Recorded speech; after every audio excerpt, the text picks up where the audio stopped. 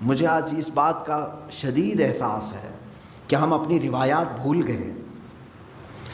ماضی کی جتنی بھی ہمارے روایات تھے ہم بھول گئے. خاص طور پر ہندوستانی مسلمانوں کو تو ایسا نہیں ہونا چاہیے جو آج ہم چل رہے ہیں. کیوں جانتے ہیں آپ؟ ہندوستان میں جو اسلام آیا ہے یہ صوفیہ اکرام سے آیا ہے. صوفیہ اکرام کا اس میں بڑا کردار رہا ہے. دیکھیں کئی جگہ پر تبلیغ اسلام الگ الگ انداز سے پہنچی. میں مانتا ہوں کہ اسلام ہندوستان میں صحابہ کے دور میں ہی آ چکا تھا. حضور اکرم صلی اللہ تعالیٰ علیہ وسلم کی حیات ظاہری میں ہی آ چکا تھا, لیکن اتنا پھیلا نہیں تھا, چند جگہوں پر تھا. لیکن کثرت سے جو پھیلا ہے وہ صوفیہ اکرام کے ذریعے سے. سلطان الہند سرکار غریب نواز رضی اللہ تعالیٰ, خواجہ قطب الدین بختیار کاکی رضی اللہ تعالیٰ, محبوب الہی نظام الدین اولیاء ہے, حضرت خواجہ علاء الدین صابر کلیری رحمۃ اللہ تعالیٰ, مخدومان ماررا, مخدومان کچوچھا, مخدوم علاء الدین پنڈوی, مخدوم جہانگیر اشرف سمنانی رضی اللہ تعالیٰ عنہ مجمعین, مخدوم جہانیہ جہاں گشت حضرت شاہ عالم قطب عالم. یہ وہ اولیاء کاملین ہیں جو تصوف کے راستے سے اسلام ہندوستان میں لائے. اب یہاں ان کا طریقہ کار کیا ہوتا تھا جانتے ہیں آپ؟ دیکھیں ہم بہت چینج ہو چکے آج. ہم جو ہے صرف چھلکوں پر رہ گئے اور مغز کو چھوڑ دیا. ہم نے چھلکے ہمارے پاس رہ گئے اور مغز کو چھوڑ دیا. ہم آج جلسے اور تقریروں میں ہیں, لیکن یہ تقریریں کس لیے ہوتی تھی جانتے ہیں آپ؟ ایک بھولے بھٹکے بندے کو قریب کر کے سمجھا کر کے اس کو ذکر الہی کی طرف لانے کے لیے تقریر ہوتی تھی. ابھی جیسے اس سنت پر ادا کرنے کے لیے میں کھڑا ہوں, ابھی ہمارے ذکر کی مجلس ہونا ہے, میں اس ذکر کی مجلس کے تک آپ کو پہنچانے کے لیے بیان کر رہا ہوں. تو صوفیہ اکرام کے جو بیانات ہوتے تھے اسی لیے ہوتے تھے. اب بیانات رہ گئے, ذکر ختم ہو گیا. تصوف کی روح تھی وہ غائب کر دیا. خانقاہیں ہیں آج بھی, خانقاہوں میں سے یہ سارے ریت رواج ختم کر دیے گئے, کیونکہ بہت سارے خانقاہ الا ماشاء اللہ, سب کی بات نہیں کرتا ہوں, اب خامخواہ ہو گئے ہیں. پیر پیر بنے ہوئے ہیں, منگل بنے ہوئے ہیں. وہاں پر صرف پیروں کا حال یہ ہے دیکھا. پھر آپ یہ سوچتے ہوں گے کہ پیروں کا ٹاپک پھر شروع ہوا, اس لیے کہ نقصان بھی انہی سے ہو رہا ہے. جتنا فائدہ مشائخ اور پیران نظام سے دین کو ہوا ہے اتنا نقصان بھی ان سے ہوتا ہے. اس کے لیے مجھے بتانا ضروری ہے. اگر ایک ڈاکٹر کسی مریض کا علاج کرتا ہے اور دوسرا ڈاکٹر مریض کو موت کے گھاٹ اتارتا ہے تو مجھے بولنا ضروری ہے کہ یہ ڈاکٹر موت کا کنواں بن جائے گا, یہ ڈاکٹر تیری صحت کا طبیب ہے. اسی طرح سے میں اس ٹاپک پر گفتگو کرتا ہوں میرے عزیز, ورنہ مجھے پرسنلی کسی بھی پیر سے اس طرح کی الرجی نہیں ہے کہ میں اس کو بار بار یہاں پر لاؤں.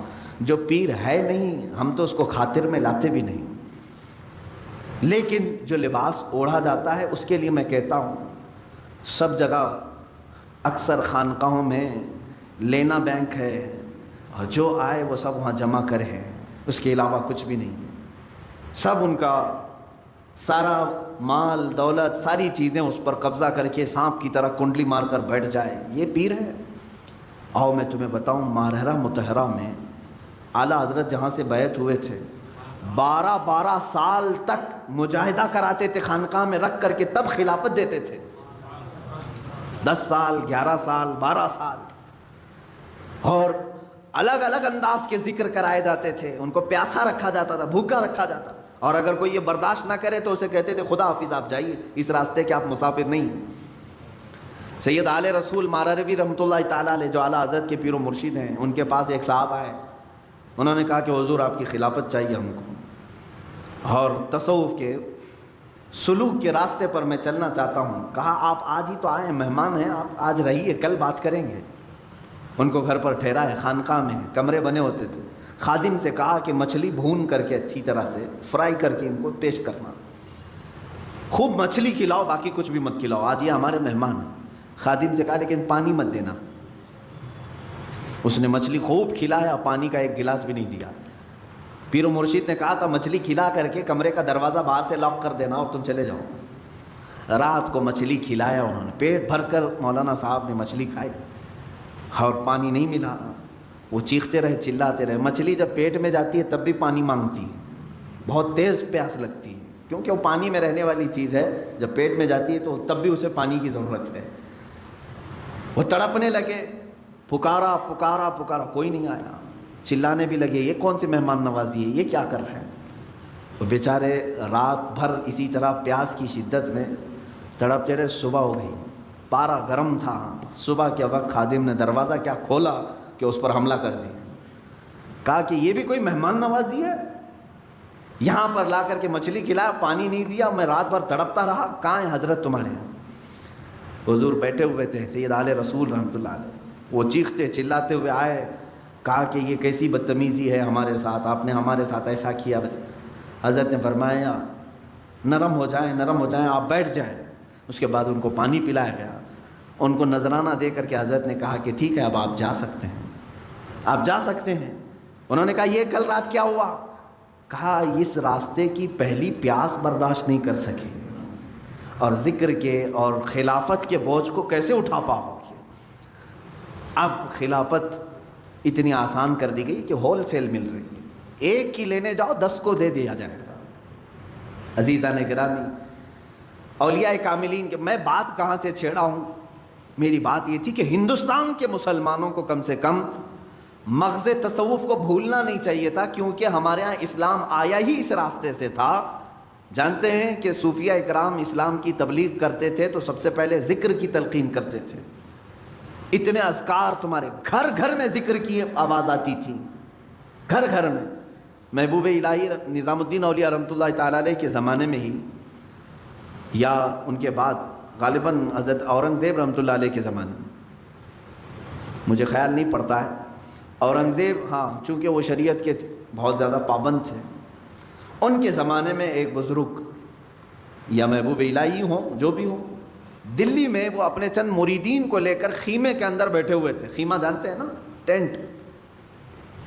4 کونوں کو باندھا جاتا تھا زمین سے، زمین میں کوئی موٹا سا کیل گاڑ کر کے اس پہ خیمے کی رسیاں گاڑ کر کے رکھتے تھے. یہ عارضی ٹینٹ جیسے آدیواسی لوگ یا خانہ بدوش لوگ باندھتے. وہ بزرگ دلی میں خیمہ باندھ کر کے اپنے مریدین کو تلقین کر رہے تھے، اور وہاں سماع کی محفل چل رہی تھی. محفل سماع. محفل سماع کا مطلب یہاں بہت سارے لوگ دھوکے میں آ جاتے ہیں، ڈانس کرنے کو رقص کرنے کو سمجھتے ہیں محفل سماع.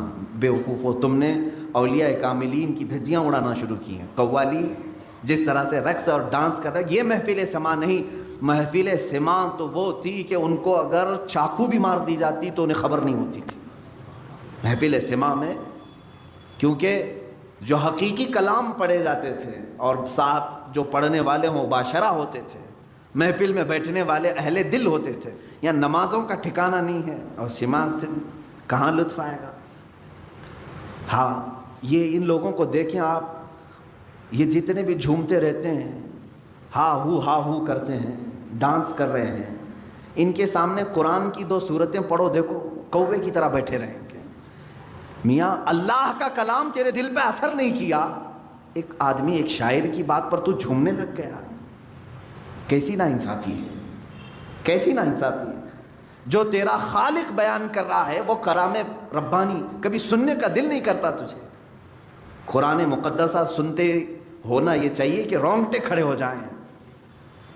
ہاں یہ اور بات ہے کہ ہمیں اشعار اردو کے سمجھ میں آتے ہیں تو ٹھیک ہے ہم جھومتے ہیں، لیکن یہ اس کو جو سماع کہا جا رہا ہے وہ غلط ہے. سماع کیا تھا وہ میں آپ کو بتاؤں. اصلی سماع، دلی کے وہ بزرگ اپنے مریدین کے ساتھ بیٹھے ہوئے ہیں، سماع میں مشغول تھے. سماع ایک طرح کا ذکر الہی ہے، اللہ کی حمد بیان کی جاتی تھی اشعار میں. بادشاہ وقت کا ایک نگران تھا، وہ بڑے عالم دین تھے. انہوں نے کہا تھا کہ کوئی بھی اس طرح کے حرکتیں نہیں ہونی چاہیے، کہیں پر بھی طبلے بج رہے ہوں، باجے بج رہے ہوں، یہ سب ان کے ہاں الاؤڈ نہیں تھا. اس زمانے میں جو بادشاہ تھے وہ شریعت کے بہت پابند تھے. تو ان کے نگراں نے پولیس کو حکم دے دیا کہ دیکھو اس میں ایک فقیر بیٹھا ہے، 10-12 مریدین ہیں، یہاں سماع چل رہا ہے، اس کیا کریں. انہوں نے حکم دیا کہ 4 رسیاں کاٹ دو، خیمہ ان کے اوپر گر جائے. لکڑیوں کا خیمہ ہوتا تھا. پولیس گئی، ان کی 4 خیمے کے جو رسیاں تھیں سب کو کاٹ دیا. 4 رسیوں کو کاٹا. وہ خیمہ جو ہے اسی طرح سے ہوا میں معلق رہا، ان کے اوپر کسی کے اوپر بھی نہیں گرا، کسی پر نہیں گرا. تب اس نگراں نے بادشاہ کے جو نگراں تھے انہوں نے کہا چھوڑ دو اس جماعت کو، یہ حقیقی سماع میں مشغول ہے. حقیقی ذکر میں مشغول ہے۔ ذکر الہی کی برکت یہ ہے میرے عزیزوں کہ ایک مقام ایسا آتا ہے کہ اگر آپ صحرا میں کھڑے ہو کر، میدان میں کھڑے ہو کر ذکر کے اس مقام کو جب پہنچیں گے، تب کی بات کر رہا ہوں، اگر آپ نے ذکر کرنا شروع کیا، اڑتے ہوئے پرندے رک جائیں گے ذکر کے موقع پر۔ ہاں، لیکن زبان میں وہ تاثیر آنی چاہیے۔ وہ کب آئے گی؟ جب دل پاک ہوگا۔ یوں سمجھ لیں کہ ایک حوض ہے اور ٹوٹیاں ہیں۔ حوض میں گندا پانی ہو تو ہر ٹوٹی میں سے گندا پانی نکلتا ہے، حوض میں پاک پانی ہو تو ہر ٹوٹی سے پاک پانی۔ یہ دل حوض ہے، اس کو پاک کرو گے تو ہاتھ سے بھی اچھے کام ہوں گے، آنکھ سے بھی اچھے، منہ سے، زبان سے بھی اچھے، پیروں سے بھی اچھے کام ہوں گے۔ یہ سب ٹوٹیاں ہیں، اور یہیں اگر ناپاکی بھری ہے تو زبان کھلے گی تو غلاظت، آنکھ اٹھے گی تو غلاظت، ہاتھ اٹھے تو غلاظت۔ یہ ساری بیماریوں کی جڑ یہ دل کے اندر موجود ہے۔ اس دل کی پاکی اشد ضروری ہے۔ دو چیزیں میں نے بتایا، اس دل کی زمین کو نرم کرنا ہو، پاک کرنا ہو، ذکر الہی کی بارش ہونی چاہیے یا شیخ کامل کی نگاہوں کی گرمی ہونی چاہیے۔ بس یہ دو چیزیں دل کو پاک کرتی ہیں۔ عزیزان گرامی، یہ دونوں چیزوں سے آج ہم عاری ہیں، نہ ہم ذکر کر رہے ہیں اور نہ کسی شیخ کی صحبت میں بیٹھ رہے ہیں۔ ہم کسی شیخ کی صحبت میں بیٹھنے کا بھی وقت نہیں نکال پاتے ہیں۔ اللہ والوں کی صحبت میں بیٹھنا دلوں کو نرم کرتا ہے۔ امام غزالی رحمۃ اللہ علیہ فرماتے ہیں، تم 100 رکعت اگر نماز پڑھنے کے لیے کھڑے ہو جاؤ، اس سے بہتر ہے کہ کسی اہل دل کی بارگاہ میں 1 منٹ کا وقت گزارو، کیونکہ یہاں دلوں کی پاکی ہوتی ہے۔ وہاں شیطان غرور لاتا ہے، تکبر لاتا ہے تمہاری عبادتوں کا۔ خیر، ہم یہاں پر، میں آج جو آپ کے سامنے کھڑا ہوں، ایک آپ کے اندر چینجنگ یہ لانا چاہتا ہوں کہ کبھی اس کی بھی فکر کرو۔ اللہ تعالیٰ نے ہمیں جسم بھی دیا ہے اور روح بھی دیا ہے۔ جسم کو بھوک لگتی ہے تو دن میں 3 بار کھاتے ہیں، صبح ناشتہ کر رہے ہیں، دوپہر میں کھا رہے ہیں، رات میں کھا رہے ہیں۔ ان میں سے ایک کھانا چھوڑ دیں تو چکر آ کے گرنے لگ جاتے ہیں، یا کچھ لوگ برداشت کرتے ہوں گے 2-3 ٹائم کا کھانا چھوڑ دو، پھر دوسرے دن دیکھو کیا حالت ہوتی ہے، آنکھیں باہر آنے لگتی ہیں، ہاتھ پیر جھومنے لگ جاتے ہیں، کھڑا ہونا مشکل ہو جاتا ہے۔ تمہیں معلوم ہے کہ جسم کو ایک دن میں بھوکا رکھوں تو یہ اتنی کمزوری آتی ہے، اس روح کو کئی سالوں سے بھوکا رکھے ہو، پھر اس روح کا مقام کہاں ہوگا آج؟ روح کی طاقت حاصل کرنے کے لیے جانتے ہیں ہم سے زیادہ محنت ہندوؤں کے پنڈت کرتے ہیں جو تپسیا کرتے ہیں۔ ان کو جا کے پوچھو یہ جو تپسیا کرتے ہیں کیا ہے؟ آتما کی شکتی کے لیے، وہ یہی جملہ کہیں گے، آتما کی شکتی حاصل کرنا ہے۔ یہ اور بات ہے کہ وہ بے دین ہیں، باطل طریقے سے وہ آتما کی شکتی حاصل کر رہے ہیں، لیکن روح کی طاقت کے لیے دنیا کوشش کر رہی ہے۔ تمہیں تو میرے آقا صلی اللہ تعالیٰ علیہ وسلم نے پورے طریقے بتائے ہیں، تمہاری روح پاورفل کیسے ہوگی، طاقتور کیسے ہوگی۔ آپ نے کبھی محسوس کیا؟ اب میں آپ سے ایک بات یہ پوچھتا ہوں، ایک بھاری بھرکم، ظاہر سی بات یہ ڈیسک ابھی 2-3 لوگ مل کر کے اٹھاتے ہیں، ایک آدمی کو اٹھانا ہو تو وہ طاقتور ہونا چاہیے، طاقتور آدمی یہ اٹھائے گا۔ ایک یہ چھوٹا سا ڈیسک ہے، میں اس سے بڑی چیز کی بات کروں، ایک ایسا تخت ہے کہ 80 گز لمبا ہے، 40 گز چوڑا ہے، اتنا ہی موٹا ہے، اور اس پہ سونے چاندی جواہرات جڑے ہوئے ہیں، اور اس تخت کو اس زمانے کے 80 لوگ مل کر کے نہیں اٹھا سکتے تھے۔ سلیمان علیہ السلام کے زمانے کے ایک امتی نے تنے تنہا ایک ہاتھ سے اٹھایا اور پلک جھپکنے سے پہلے بارگاہ سلیمانی میں پیش بھی کیا۔ یہ واقعہ کہیں اور کا نہیں، قرآن کا ہے، 19ویں پارے میں